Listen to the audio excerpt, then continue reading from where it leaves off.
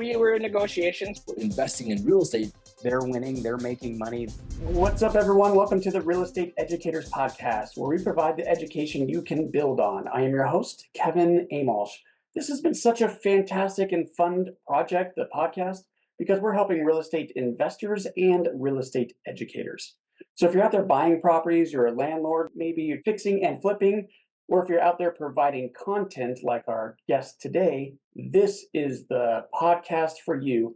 I have a special guest. It's Krista Reuther. Did I get that right? You nailed it, Kevin. Great job.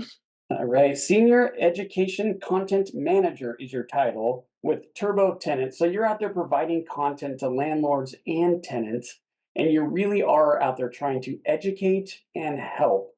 So I'm super excited to have you on the show. Welcome. Thank you so much. I am thrilled to be here. Education is a passion of mine, and the fact that I get to do it as a career and also talk to wonderful folks like you about it, it's really just beautiful.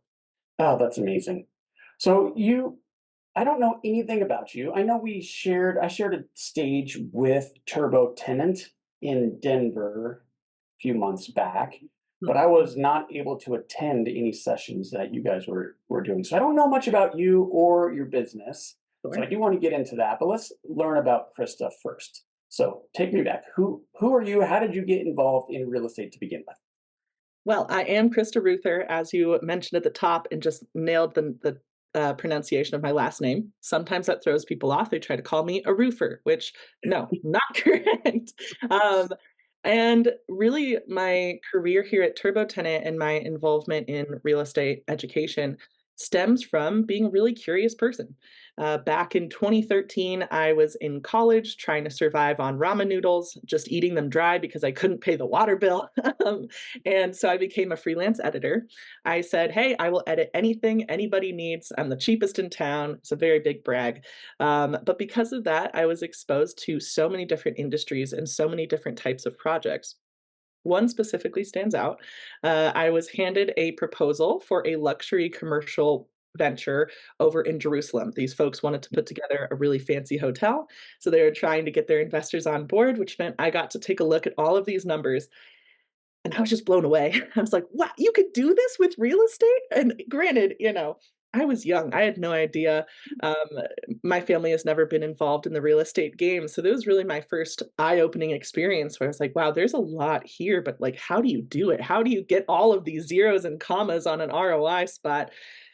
And I didn't figure it out with the Jerusalem project. I mean, I edited it. They did great. I would love to see if they ever actually came to fruition.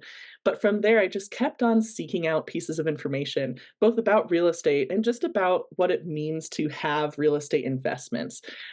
So my career path took me, down a winding road, and eventually I ended up at the CE Shop. The CE Shop is one of the biggest providers of real estate agent education. So that expanded my mind even further. I got to learn about how we talk about deals, how you structure deals, what's allowed, what's not allowed. And then I had the opportunity to hone my focus on investments, specifically by joining TurboTenant.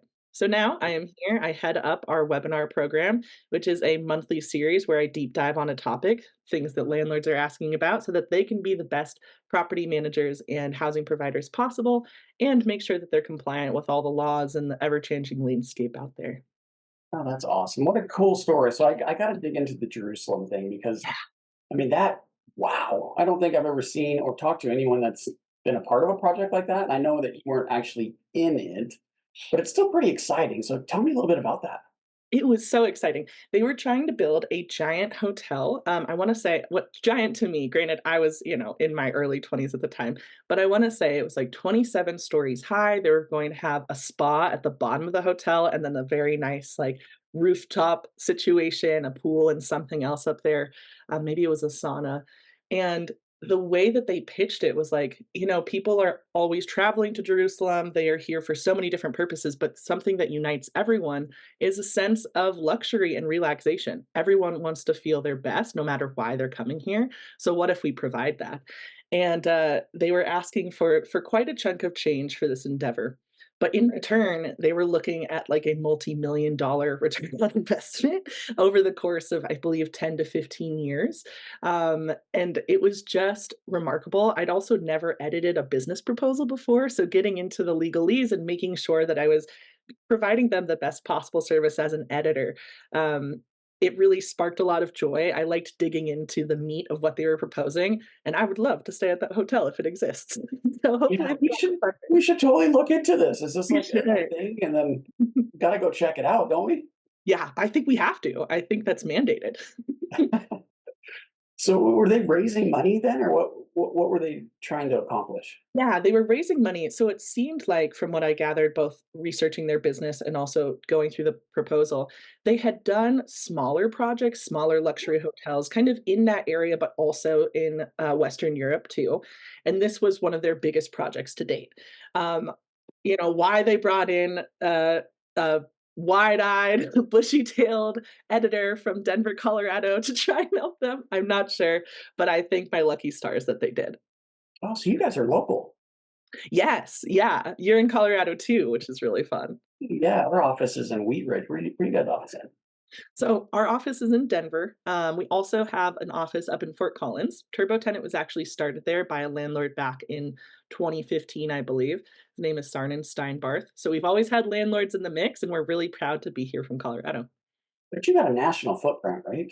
That we do. So we service the entire US and US territories. So if you're ever itching for an investment property in the Virgin Islands, but you're not sure how to manage it, we can help you with some software. Wow, that's amazing. Mhm. Do a lot of the property managers use your software, or is it more mom and pop landlords? Great distinction. So it's largely mom and pop landlords. That's the bulk of our user base. But we also have a pretty healthy property manager population, and they are loving it as well. But I'd say by and large, our users are folks with 1 to 100 doors who probably started it either from inheriting property or they're venturing out, they're entrepreneurs, but they're looking to scale up their business and do it in a professional manner. And that is what we are all about, helping them streamline that profit. Okay, I definitely want to get more into the Turbo tenant software, Or but I want to learn a little bit more about you first. So the okay. CE shop, so that's like your second stop at the shop uh, after like as your career was going. So that's actually your first, I guess, when you weren't freelance editing, is your first real W-2 job in real estate. Did I get that Yes, right? exactly. What did you learn? What did you learn there that helped you in your career? Well, I'd say one thing that really surprised me working at the CE shop was just learning how many different regulations there are for people involved in any real estate capacity, right? So, for example, the fact that there are such different pre-licensing requirements. I mean, here in Colorado, last time I checked, I believe you need either 168 or 124, very random numbers, but 100 over 100 hours of pre-licensing education. And you compare that with some other states that require like a work week's worth of pre-licensing education. Um, and also just the different requirements with what real estate agents were, mandated to learn based on where they lived and where they wanted to operate.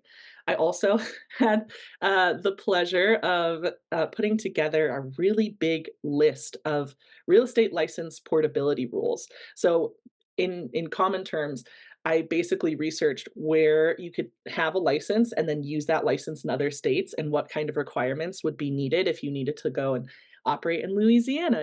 There are additional courses you might need to take. And some states have agreements where their licenses just pass over really nicely. Other states do not play well with anyone and they say, no, you have to retake the whole shebang if you want to come work here. And so Very really, significant. yeah, it's wild. It's wild out there. And so that was my first introduction to an industry at large having such very specific rules and regulations that it was then my job to be on top of.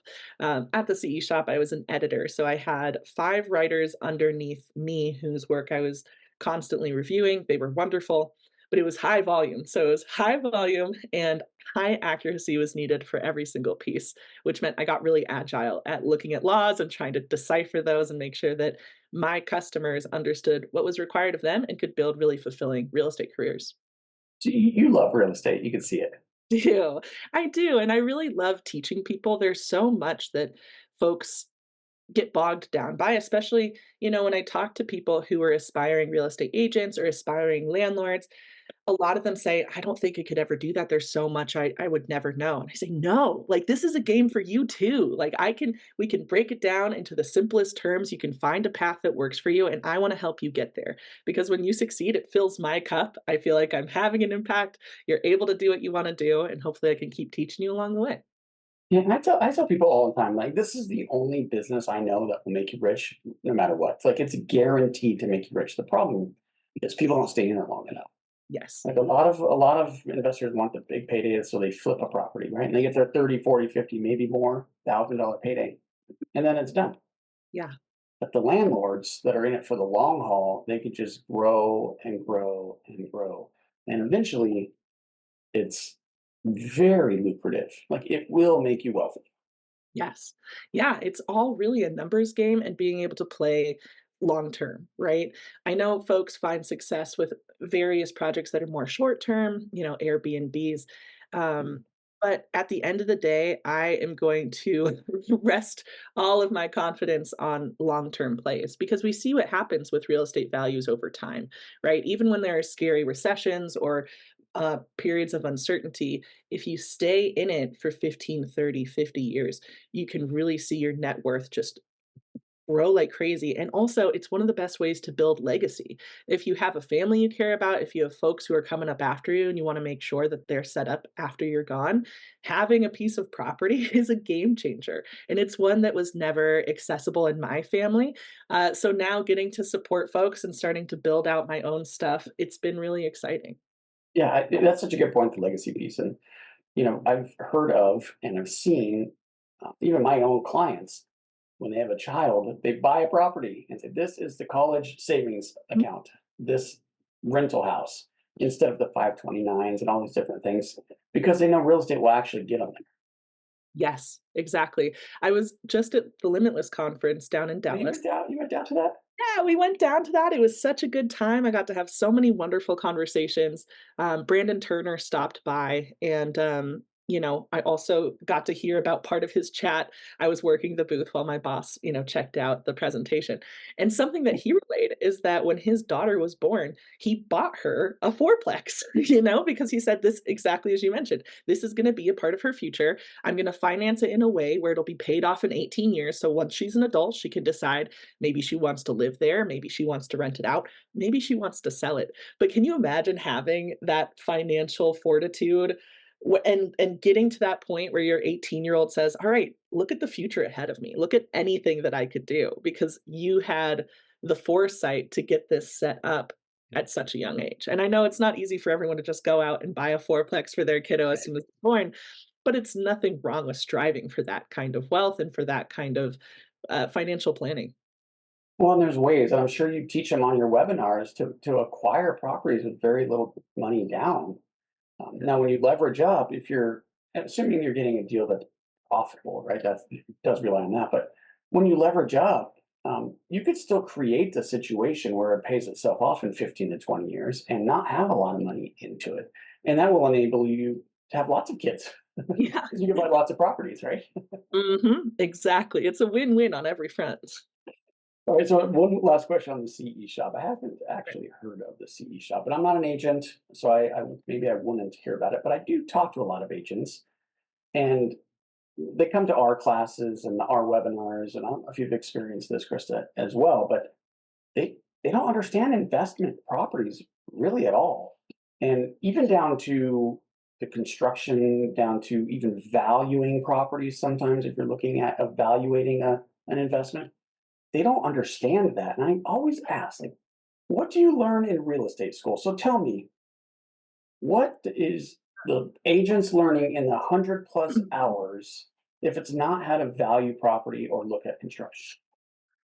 It's a fantastic question, and I was surprised that, there aren't more folks with a real estate investing niche or certificate, because, agents love their certificates, they love their Oh specialties, yeah.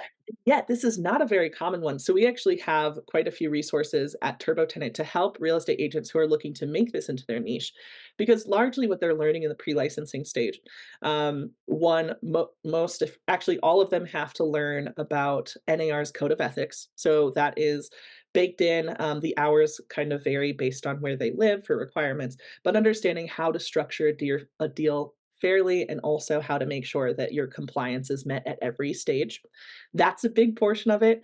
And then different states are going to require different accessory pieces. So, for example, in Florida, it's not uncommon to have some kind of education on what to do with swampland. How do you evaluate it? How do you make sure that you are telling your future client or your current clients if this is actually a safe deal or not? What are you not allowed to say? So it's a lot of very dry P's and Q's and just making sure that people understand the basics of a deal. But so often after people wrap up their education, unfortunately, and I should say back in the day, it's been a couple years since I've looked up the statistic, but most real estate agents stop or they end their career in real estate at the 2-year mark or before. So again, it's a long game, and I think so much of that stopping is either they couldn't find their niche, they are struggling to build up their clients, or we know that especially here in Colorado, housing prices are nuts.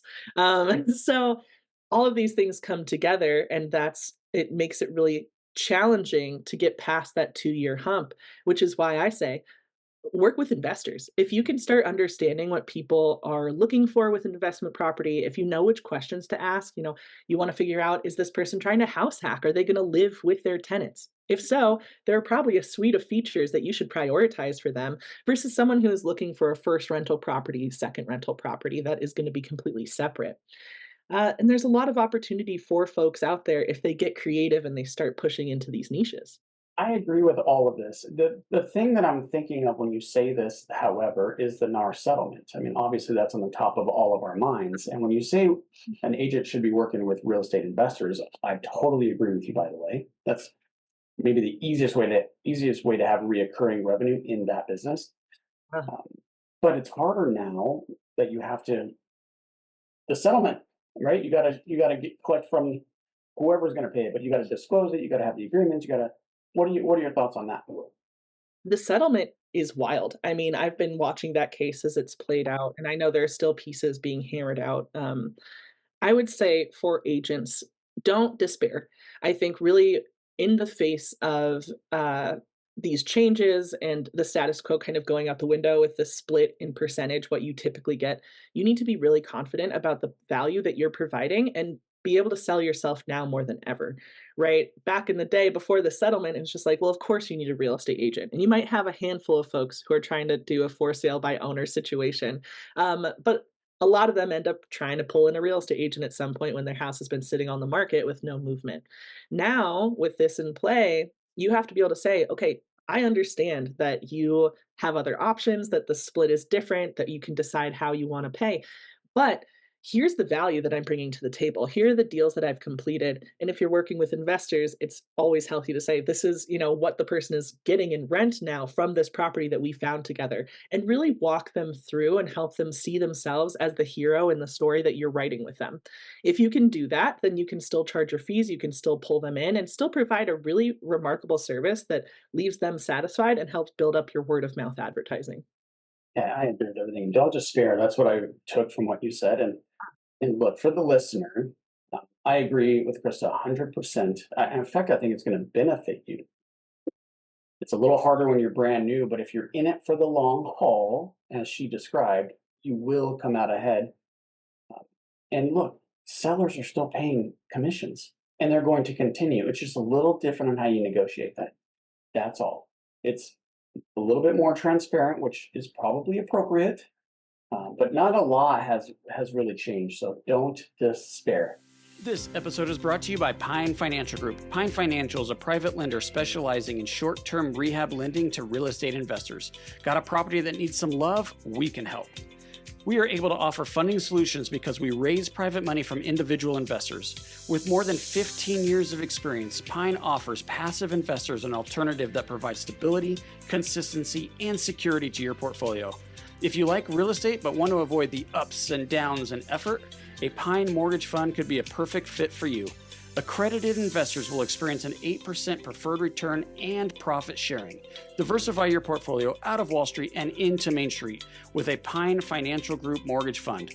Get more information at pinefinancialgroup.com. That's pinefinancialgroup.com. All right, let's get into TurboTenant. So I know you do a lot of webinars, and that's how you pull in clients, probably similar to what we're doing right here. We like to provide education and hope to get clients out of that. So the webinars, you talk a lot about regulation, you said, and there's regulation everywhere. And we work a lot in Minnesota and we work a lot in Colorado, and both have regulations. St. Paul, oh my gosh, rent control, all of this, right? But both states are going through it right now.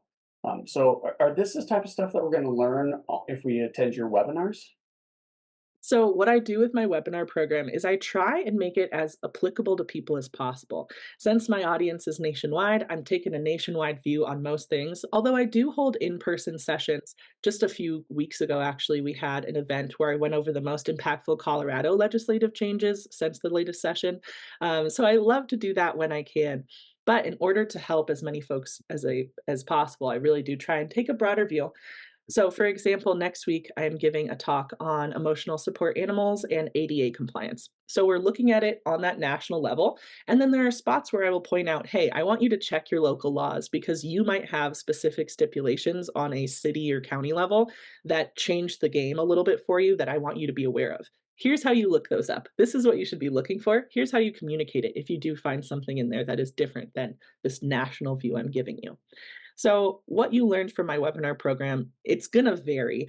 I let the audience vote on what they want to learn next. So typical topics, or at least recurring topics, I should say, are of course emotional support animals. There are always going to be questions about those, but also things like estate planning, Section 8 housing, whether it's worth it or not, tenant screening best practices. So I pride myself on being able to dive deep on whatever topic that my audience is curious about. I also love pulling in expert guests. So we've had lenders come on before. I brought an estate planning attorney for the estate planning webinar. I have my paralegal jump in whenever she can or when it feels appropriate. I'm really trying to provide people with everything they need to have a good understanding of a topic and then the resources that they require to dive deep and tailor it to their unique situation. So let's go dig into what you just said. Yeah. So the service animals, I immediately think of discrimination when I hear some of the things that you just said, and there are things you're allowed to discriminate against. Income being one of them, right? Having a job, criminal record, bad credit. I could discriminate against someone for not paying their bills, right? But there's areas I can't discriminate also. So give me some of the fair housing, give me some of the ideas of what we are allowed to eliminate a tenant and when we can't. Sure. So the Federal Fair Housing Act is one of the only pieces of legislation that impacts all 50 states in terms of investment and having standardized rules. At the federal level, there are 7 protected classes. I'll rattle off a few of them: familial status, country of origin, nationality, also things like gender. So you could not there are very few exceptions to the Fair Housing Act. In fact, I can only think of 3. If you buy a single family home and rent it out without the use of any real estate agents, you're technically exempt. If you have a multifamily property with 4 or fewer units and you occupy one of the units, you are exempt from the Fair Housing Act. And I if didn't know that. yeah, it's That's pretty crazy. I did not know that. yeah, and the last one is if you are renting out a property for a private organization that only rents to members of that private organization, you are also exempt. But with these exemptions comes a lot of confusion because let's say, for example, I have a fourplex, I'm living in one of the units. I am allowed to only rent to other women because I'm there. I think it's a matter of safety. However, I cannot advertise that. So even when you're exempt from the Fair Housing Act, you cannot put it in your listing and say only accepting women. You can, by practice, only accept women if you fall into that category and you're exempt from the act. But putting it in your marketing and advertising is a no-go no matter what. So with that in mind, when we talk about places and situations in which a landlord or housing provider could deny someone, of course, you can look at income. If they don't meet your tenant screening criteria, That's okay. You move them along, you say, "Thank you for your time." Uh, However, you cannot discriminate based on their income source in some places, including Colorado.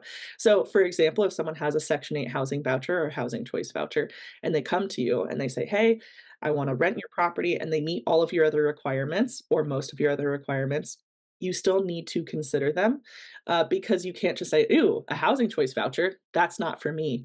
And there are some states where that's even more strict. Here in Colorado, we also have military status as a protected class. That's not included in the National 7, but that's something to know here, as is age. So you could not just say, ew, and a 70-year-old looking to rent, I'm not doing that. That would be really inappropriate and you'd be violating the Fair Housing Act. However, what I always recommend when it comes to tenant screening is writing out your screening criteria. So, what credit score is acceptable for you? How much income does someone need to have?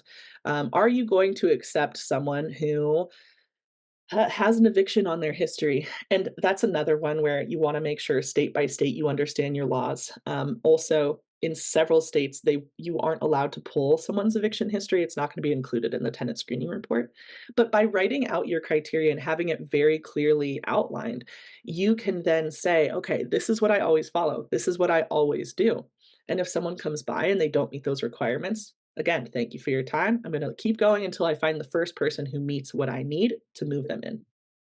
Yeah, I agree with that. Written guidelines is crucial to staying safe. I totally agree. Yeah. And I actually agree with everything you said.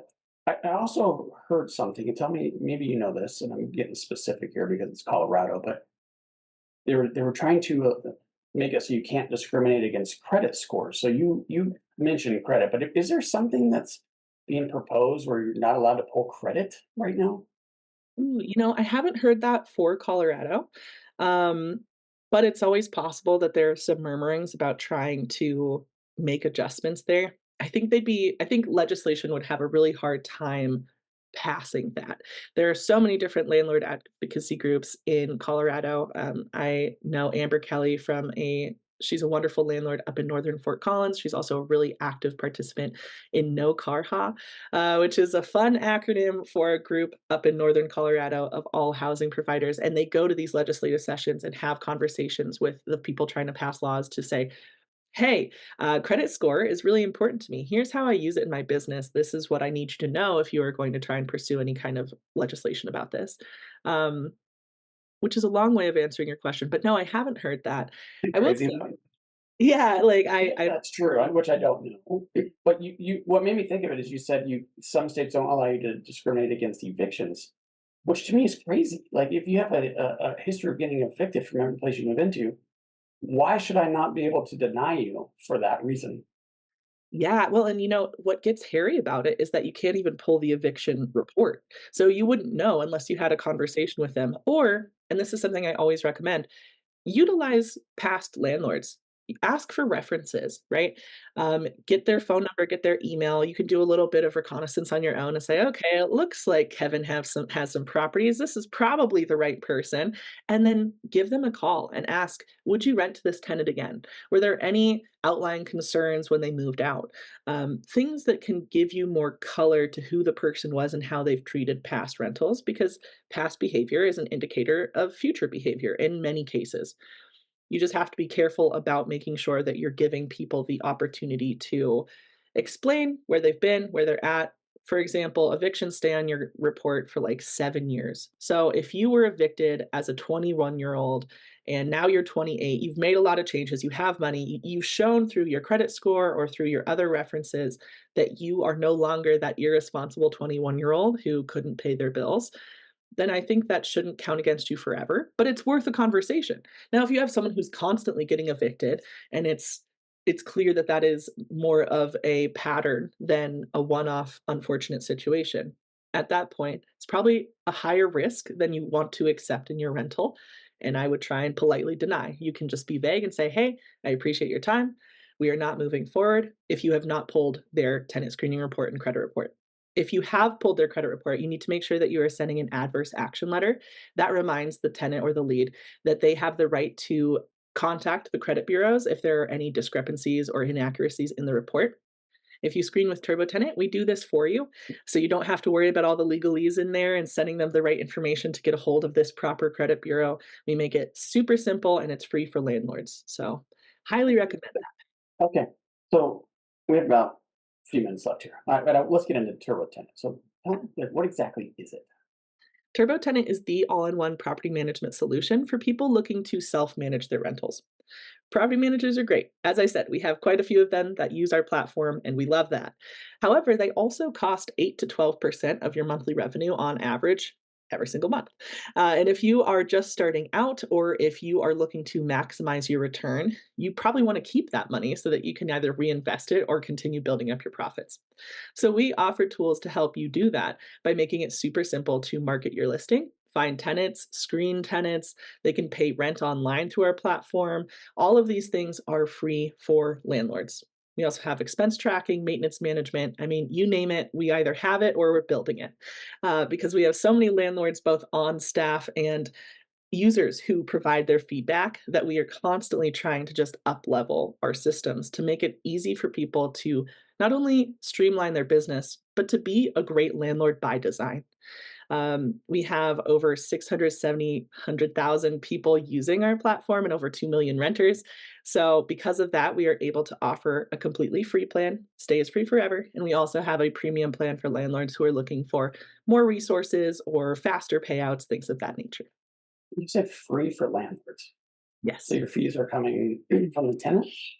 Yes, so the tenant will pay the rental application fee, and because we have such high volume, that was enough for our business for a significant period of time. In fact, we didn't even introduce the premium plan until I wanna say it was April 2022. It might have been 2023. I'm old, so you'll have to forgive me. Uh, but, and it's been really successful. So, between the volume of free users who bring in tenants who are paying these fees, and the folks who are tuned in and huge fans of our premium plan, we are able to continue expanding. We bring in really excellent partnerships for folks to try and help them with whatever they need, from eviction assistance to forming an LLC. I mean, we're really trying to be the one-stop shop for everything a landlord would need to keep more of their revenue. I have an interesting question for you. Sure. So we're just hanging out here. Yeah. So it's a very personal question, I guess I would say. I purchased a lien on a property. I bought it for 190 grand. Okay. I'm only sharing the numbers because I think the listener might be interested in this. It was a first mortgage like a private lender. Mhm. It was through probate that I found it. I actually had the attorney call me and ask me to buy it. So 190,000. I think the house is worth maybe 350 grand.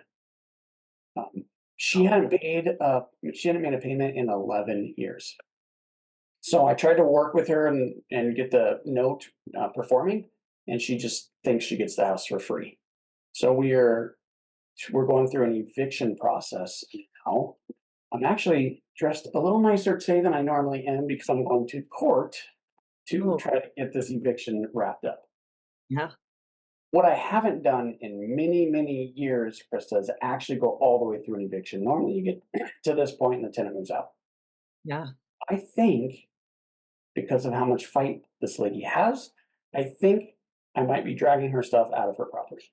So, my question to you, TurboTenant, will it help me find a moving company or contractors to move stuff out of a property for an Yeah, eviction? good question.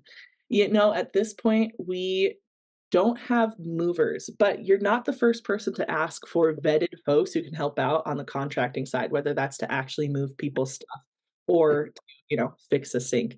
However, what we do have is a partnership with a company called Easy Evict. So if this was, at the very start of your eviction journey with this lady, I would recommend working with them. They handle most of the legal things. They go to court for you, which can free up a lot of time. What I will say is this property in Colorado. Yes. Okay. So many moons ago, I worked in moving and logistics for a company that I don't think exists any longer. But I highly, highly recommend a few different local companies. So local moving is really great. They were always my top performers here in Colorado. Um, And I would say get in touch with them. They are movers. So I don't know if they would just move the things out onto the lawn or exactly what the situation would be there. But they're super helpful. They've always been top tier customer service. And I can try and like track down a contact name for you after this call if you'd like. Okay, that sounds good. Yeah, not to get too far off track here with my own personal, but I was just curious on TurboTenant if they can help line up contractors. So not quite there yet, but it sounds like you say all in one. It kind of sounds like it is all in one. Do you guys have like software demos on YouTube, or is there anywhere that somebody that's listening or watching this can go and see what exactly this is? Absolutely. So if you head over to turbotenant.com, check out our features tab. You can see if there's something specific you're really interested in, from the tenant screening to marketing. We have videos on every single page and screenshots so that you can get a sense of what the UI looks like, how we interact with your tenants, and how you can really streamline your whole business, taking charge of everything. Or you can email me directly if there's something you want to see. My email is krista@turbotenant.com. Very easy to remember. And I will track down the video for you because we have so many different demos out there. We have an entire onboarding course on YouTube for free if you want to check it out. It's quite long, but it has everything you need to set up an account and start moving today. Is this only for, I know you're a primary mom and pop landlord, so I'm thinking condos, townhomes, single family. Is it for commercial also? Not yet. So we're really focused on the residential side of things. But again, that's not the first time we've gotten that request, especially as mixed use properties become even more popular on the East Coast. They've always been there, but folks are snapping them up. So I can't make any promises, but residential for now. Okay, sounds good. All right, I'm gonna go through my notes from our amazing episode here, Krista, and you're gonna tell me what in the world I missed that you said, and then I would love you to share one final piece of advice for any newer or experienced landlord. Okay, so back in your days at the CE shop, you said realtors should consider working with investors. That's going to create the reoccurring revenue and stay consistent. It's a long game. And yes, you can work through the NAR settlement. It's not that big of a deal. Properties are a great savings account. So we were talking about Brandon Turner and how he's buying fourplexes for his kids, or at least he did for the one. Be confident in your value. This is back to the NAR settlement, and you could be the hero. That's really how you're gonna grow your business. Always check local laws, and we went into a lot of detail on that, so I'm not gonna go through all of that, but be sure to check your local laws. Check out the webinars from TurboTenant, and then of course the local laws. Check with references is a great way to screen tenants. We know that, and then TurboTenant is the all-in-one software for landlords, and it actually sounds like it might be. So, how'd I do? You did great. Fantastic. 10 out of 10. Thrills. All right. Tell us one final piece of advice. If I'm a landlord out there, how can I stay safe? How can I make money? How can I find properties, fund them, something? My one final piece of advice for landlords is to remember that this kind of investment is a human first business. So when you have a property and you have tenants, remember that they are humans first and that you want to work with them as much as possible. There are undoubtedly cases like what you're experiencing now where an eviction has to happen. But there are so many steps and there are so many ways to bolster a positive professional relationship between the two of you that don't cost much, but can reward you for years down the line, whether that's through word of mouth referrals or just by forming a really positive relationship with a tenant who stays for years. We try and make it as easy as possible to help you do that through our education at TurboTenant. So check us out at turbotenant.com. You were so fantastic. Thank you. You as well. That was fun. All right. So you already said it once, but how do we get a hold of you? You can get a hold of me by emailing me at krista@turbotenant.com or go to turbotenant.com and check out our education. I am all over that page. So plenty of me to go around. Well, I really appreciate the last 40 minutes of your time. I say this to a lot, everybody that comes on, but you really didn't have to do this. You gave us your time, and we so appreciate that. For the listener, we appreciate you driving around your car, you're watching us on YouTube, whatever it is, we so appreciate you as well. And we'd like to help more people just like you. We could do that by you giving us a 5-star review and sharing this with a friend. And I hope you make this day a great one. Thanks, Krista. Thank you. Hey guys, I hope you enjoyed this episode as much as I did. If you did, please be sure to follow and leave us a review. Oh yeah, and tell a friend.